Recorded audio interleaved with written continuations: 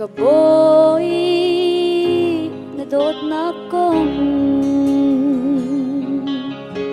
karua aga chelo kay bel kando ko lo higluk misual no chi siang lo na pum tiang na kape khichu ka phut le tok lo asi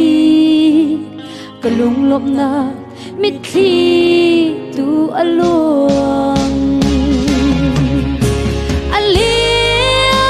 nangan mi dot na ka cham kho lo o ka pum hi mei khang tiang in pe ning lo a chu song ni aruli na cham kho lo o boy pa long na mit khi du along lay chung ka si đột na ka chim thiam lo chu cha ka đập dung zal ka chin lung le ka ruanak chu boy pa ona kam hu di ko nang malhay indu le dot mi adam ka ngay shim shim về lâu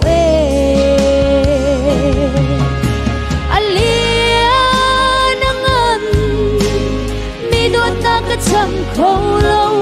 o ka pum hi mei khang tiang in pe ning lo a chu song ni aruli na cham kho lâu o boy pa long na mit khi tu along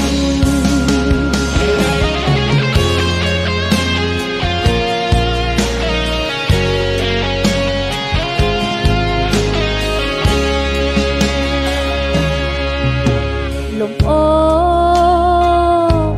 natlak zat in lom zia man kan thiam lo rung in ka ton shin tu nu man ni an fa dot te chu phil chan an ngay theo ton a kap thil kho lo tu boy pa kai zong ni kan thil kho bal lai lo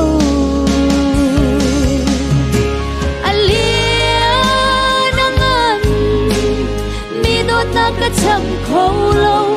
o ka pum hi mei khang tiang in pe ning lo a chu song ni arule na cham kho lo o boy pa long na mit thi tu along hi vo lay mi nong chu mi tha cha nun ang pe mi ding cha pum ang pe nang chu boy pa mi sual thur no ke cha nun na pe khi chu ka ruanak mi aphan kho lo mi sual do tu pathian Giêsu Christ alia nangan mi đốt ta ka cham kho lo o ka pum hi mei khang tiang in pe ning lo